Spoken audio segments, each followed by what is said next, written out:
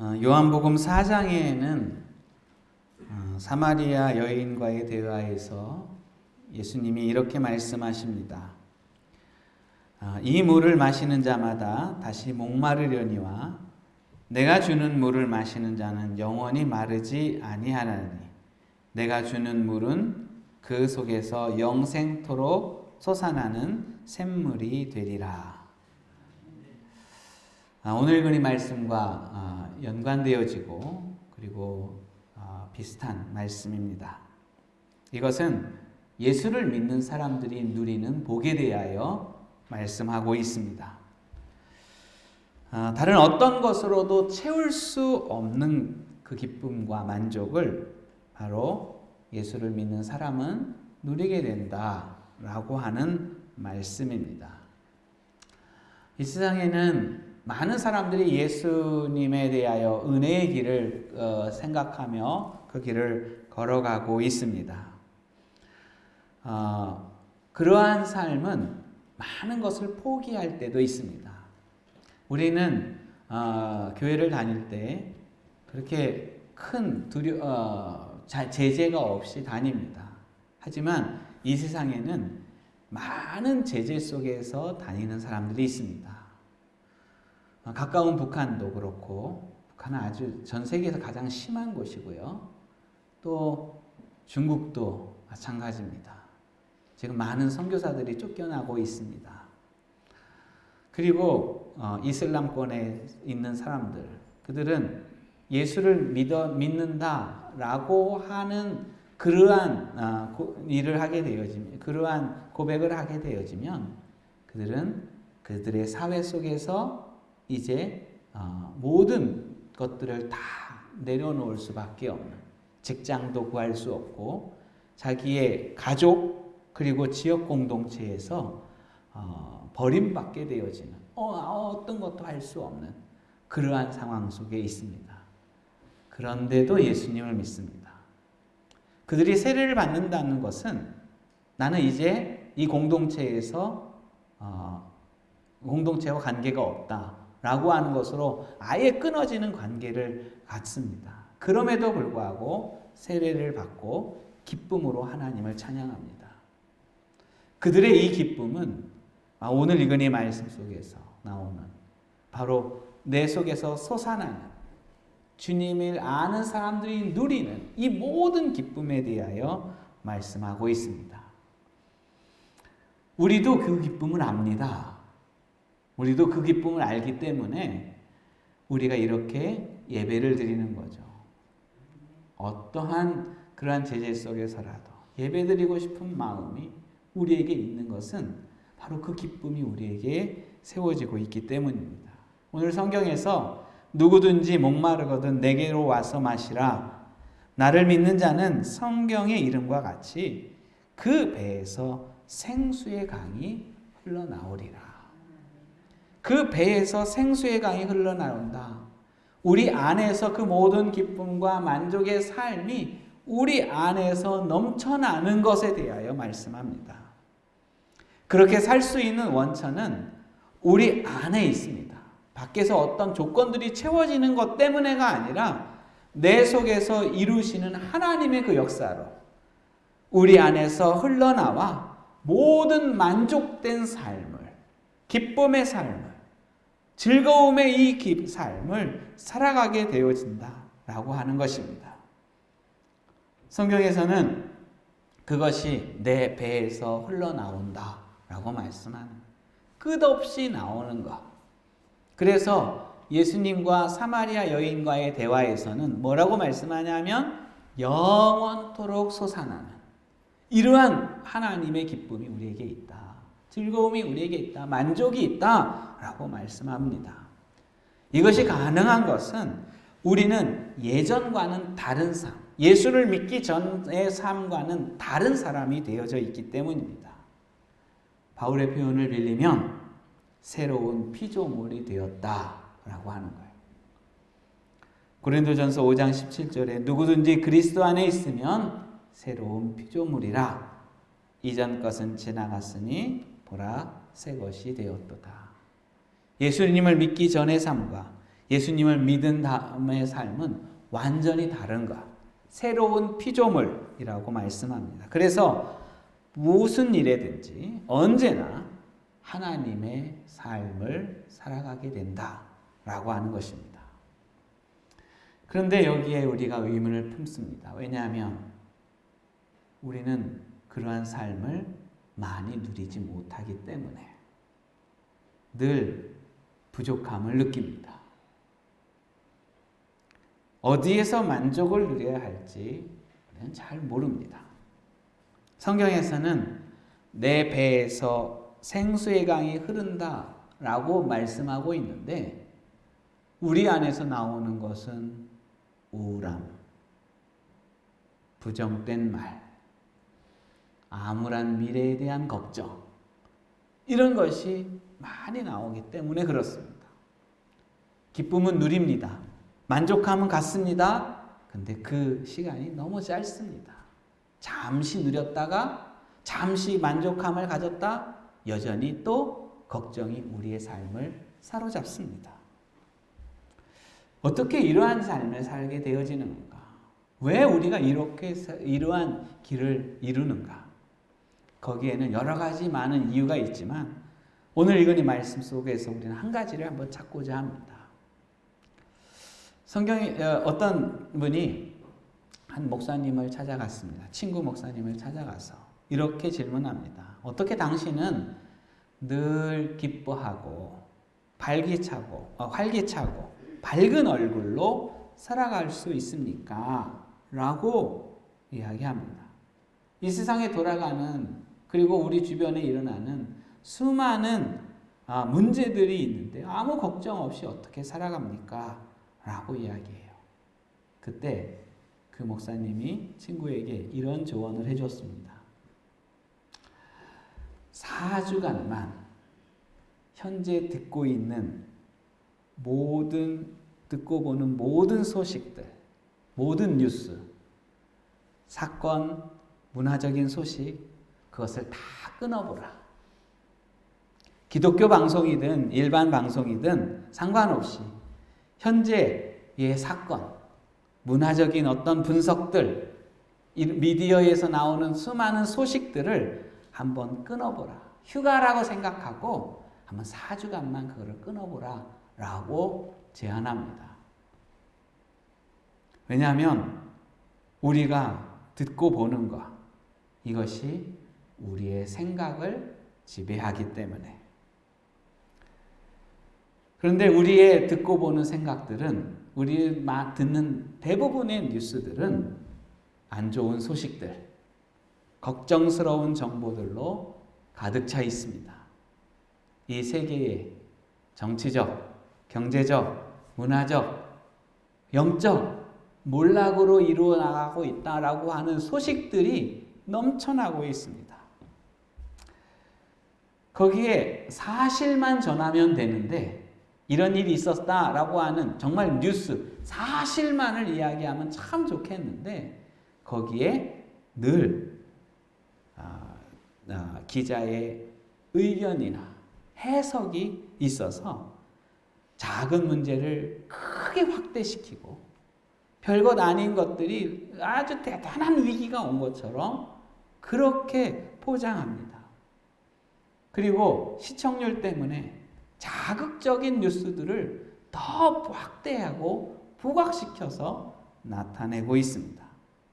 그래서 이 세상은 미래가 암담하고 이 세상의 미래는 이제는 우리는 아무런 힘도 쓸 수 없는 그러한 세계가 되어진 절망적이다라고 하는 내용들만 가득 차 있습니다. 물론 우리는 그러한 이야기를 듣는다고 우리 자체가 다 부정된 모습으로 바뀌는 것은 아닙니다. 왜냐하면 우리 스스로 그것을 걸러낼 수 있고 그것을 평가할 수 있고 판단할 수 있습니다. 그래서 긍정적인 모습으로, 긍정적인 마음으로 그 뉴스들을 우리는 바라볼 수 있습니다. 특히 우리는 또한 그리스도인이기 때문에 모든 문제를 하나님의 마음으로 바라봅니다. 주님은 이 상황을 어떻게 바라보실까라고 하는 것. 왜냐하면 우리는 옛 성품이 아니라 걱정으로 가득 찬 부정적인 마음으로 가득 찬 옛 성품이 아니라 하나님께서 우리를 새롭게 하셨고 하나님께서 우리의 삶을 새로운 피조물로 만드셨기 때문에 우리는 그러한 뉴스를 들으면서 선한 것, 하나님의 것을 발견하며 살아갈 수 있습니다. 하지만 여기에는 한계가 있습니다.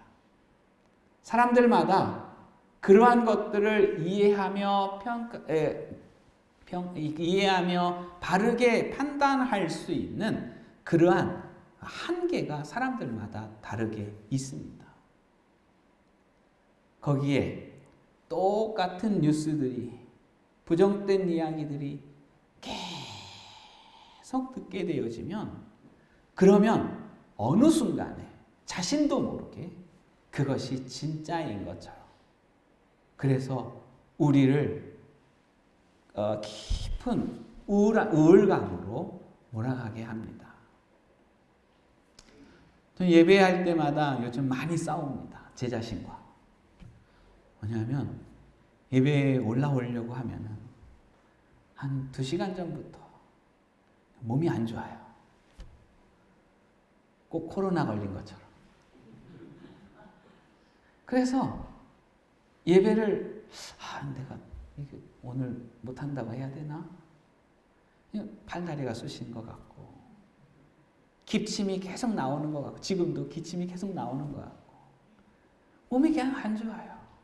이게 감기 걸린 것처럼 뭔가 이렇게 돼요. 그런데 예배가 끝나면 그게 싹 사라져요. 신기하죠. 예배 전만 그래요. 예배 드릴 때도 괜찮아요. 예배 드리기 전에 몸이 너무 안 좋은 것 같다. 그러면 내 자신과 싸우는 거예요. 아니야. 아무렇지도 않았어. 왜 그래요? 우리는 매일 그 소리를 들어요. 오늘 코로나가 몇 명 걸렸다더라. 어제는 몇 명이 됐더라. 그것 때문에 어떤 문제가 일어난다더라. 우리는 그 소식을 매일 접해 듣습니다.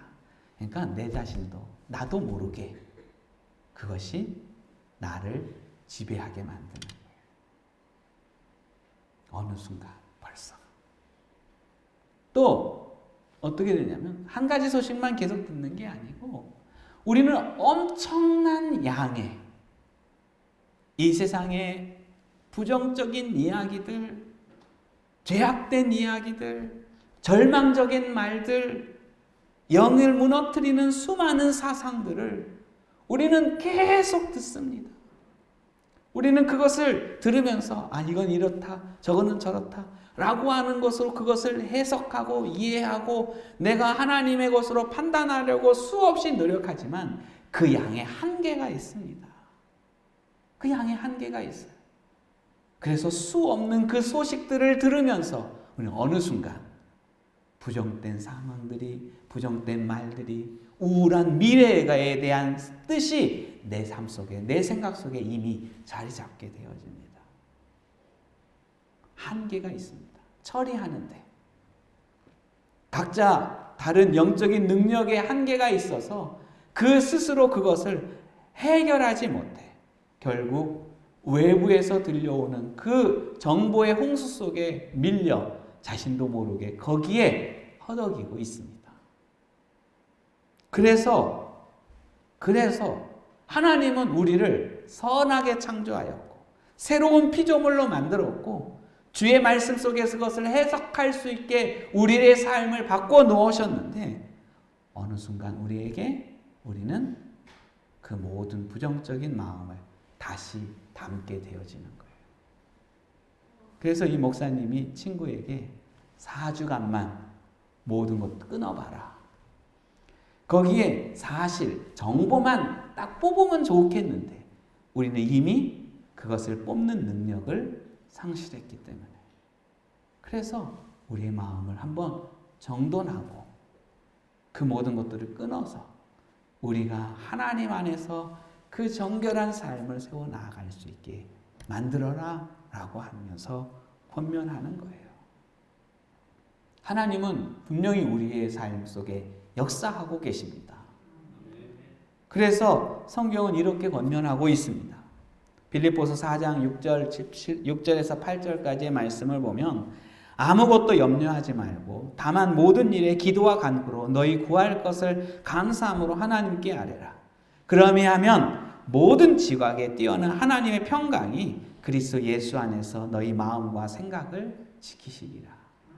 우리가 아무것도 염려하지 말고 하나님께 감사함으로 주님 앞에 기도하고 나아가면 하나님은 우리의 마음을 지키신다고 말씀합니다.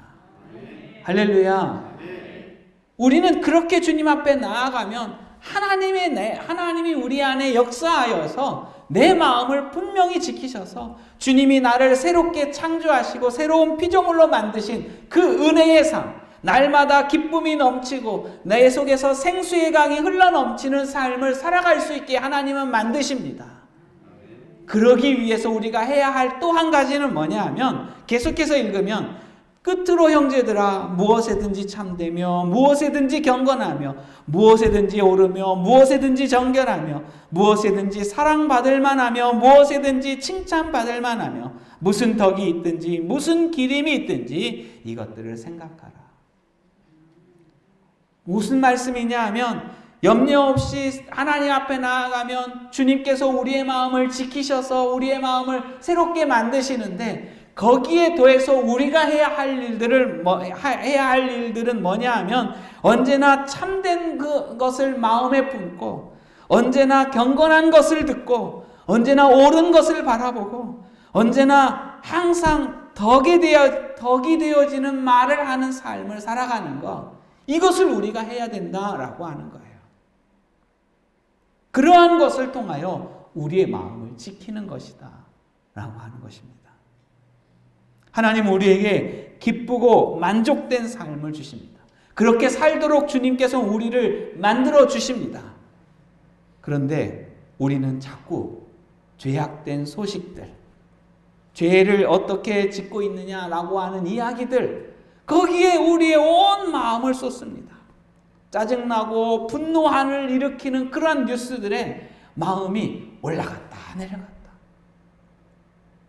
아무렇지도 않아, 하지 않아도 되어지는 그러한 뉴스들을 계속 들으면서 스스로 분노하고 그것을 조절하지 못해서 아파하고 결국 그 뉴스에 묻혀서 소망을 잃을 수밖에 없는, 미래는 암담해, 앞으로 아무것도 할 수 없는 미래야 라고 하는 것에 갇혀 살 수밖에 없는 그러한 모습이 되어지는 거예요. 문제의 크기만을 바라보지 이 문제 속에서 역사하실 하나님의 위대하신 능력이 얼마나 큰지를 보지 못하는 이러한 삶을 살아가게 되어집니다. 주님은 분명히 역사하셔서 이 절망적인 상황을 바꿔주실 힘있고 능력있고 할렐루야 크시고 위대하신 하나님을 우리는 바라보면서 정말 밝은 미래가 우리 가운데 있다라고 하는 것을 우리는 꿈꾸어야 하는데 자꾸 부정적인 뉴스들만으로 거기에 마음을 쏟다가 결국 내 마음이 거기에 사로잡혀서 이 미래는 암담해, 아무것도 할 수 없어, 결국 이 사회는 망할 거야, 이러한 모습들로만이 가득 차서 우리의 마음이 즐거움이 없는 이러한 세계 속에서 살게 되어지는 거예요. 우리는 뉴스를 들으면서 순수한 그 사실만을 캐치해야 되는데 이미 그 능력을 잃어버렸다는 거예요. 제가 말씀드리는 것은 이 말씀 속에서 나타내는 것은 세계와 담을 쌓고 살아가라 라고 하는 게 아닙니다. 뉴스를 아예 끊어버리라 라고 하는 게 아니에요. 물론 이 목사님도 조언한 게 4주간만 내 마음이 정돈되어져서 하나님의 뜻으로 모든 것들을 바라볼 수 있는 이 은혜의 마음을 가질 수 있도록 4주간만 그것을 끊어보라고 권면한 것처럼 우리가 이 세상과 담 쌓고 살아갈 수는 없는 겁니다. 우리는 그들과 함께 어울려서 이 세상을 살아가고 있고, 특히 가장 중요한 복음을 전해야 할 사명이, 그래서 그들과 함께 부딪히며 살아가야 할 이 길이 우리에게 있는 거예요. 그래서 우리는 이 세상과 함께 살아가야 하고, 또한 더 중요한 것은 하나님은 여전히 이 세상의 모든 일을 주관하고 계시다는 거예요. 하나님은 여전히 이 땅 안에서 역사하고 있고, 하나님은 계획을 가지고 여전히 이 패배처럼 보여지는 상황 속에서도 일하고 계시는 하나님이심을 우리는 바라보는 것입니다. 우리는 그 하나님을 믿습니다. 어느 때는 하나님의 계획이 이해되지 않아서 왜 이런 일이 일어나는가 라고 하는 것으로 의문되어질 때도 있지만, 하나님의 타이밍은 언제나 옳습니다. 지나가서 보면, 다 끝나고 지나가 보면, 하나님의 시간이 맞았구나 라고 하는 것을 우리는 알게 되어집니다. 그래서 우리는 언제나 하나님의 성품과 능력, 그의 약속을 가장 중요한 정보로 바라보면서 그것을 우리 머릿속에 계속 입력해야 하는 것입니다. 그래서 세상의 뉴스를 보는 것만큼 그 무엇보다도 더 중요한 하나님의 이 정보, 하나님의 이 말씀, 하나님이 지금까지 일하신 그 뜻, 친구들의 말보다도, 세상의 문제보다도 하나님의 능력이 우리에게 어떻게 임하느냐라고 하는 그 개인적인 경험들, 그분이 하신 수많은 약속들, 이것을 우리는 계속해서 듣고 그것을 바라볼 수 있는 우리의 길이 이루어져야 하는 거예요. 하나님의 말씀은 우리를 그렇게 가르치고 있기 때문에, 하나님의 감동으로 쓰여진 이 성경은 우리를 교훈하고 책망하고 바르게 하고 의로 교육하고 있기 때문에 우리는 그것을 더 많이 들어야 하는, 그래서 하나님의 그 선한 길을 바라볼 능력을 키우는 이러한 우리가 되어져야 한다라고 합니다. 이것을 통해 우리가 온전하게 되어지고 선한 일을 행할 능력을 갖춘다라고 디모데서에서는 우리에게 말씀하고 있습니다. 할렐루야. 부정되고 죄악된 뉴스들을 우리 생각 속에 넣는 것만큼, 아니 그것보다 더 많이 하나님의 말씀과 그 행하신 일을 우리는 우리의 생각에 집어넣어야 하는 거예요. 세상의 정보에서 우리의 삶의 뜻을 찾는 것이 아니라 하나님 안에서 우리의 삶의 참 길을 발견할 수 있도록 우리의 마음을 들여야 하는 거예요. 그래서 예수님은 누구든지 목마르거든 내게로 와서 마시라 라고 말씀하고 있는 거예요. 그러면 어느 순간에 성령님이 내 속에서 역사하여서 생수의 강이 흐르는, 끊임없이 흐르게 하는 이 일들을 우리 가운데 이루신다. 할렐루야. 이것은 우리가 하는 게 아니에요. 생수의 강이 흘러나오도록 하게 하는 것은 우리가 하는 게 아닙니다. 성령님이 우리 속에서 만들어 나아가는 거예요. 우리는 기쁨과 만족을 찾아 우리의 모든 것들을, 우리의 모든 관심을 이 세상에 두는 이러한 것을 버리고 오직 예수님만 찾았더니, 예수 그리스도만 나아갔더니, 그분만을 향하여 우리의 마음을 드렸더니 어느 순간에 내 속에서 성령님이 역사하셔서 기쁨의 강이 흐르고 만족의 마음이 흐르고 주님 안에서의 충만한 은혜의 삶을 흐르게 하는 이러한 역사를 성령이 우리 속에 하신다. 할렐루야.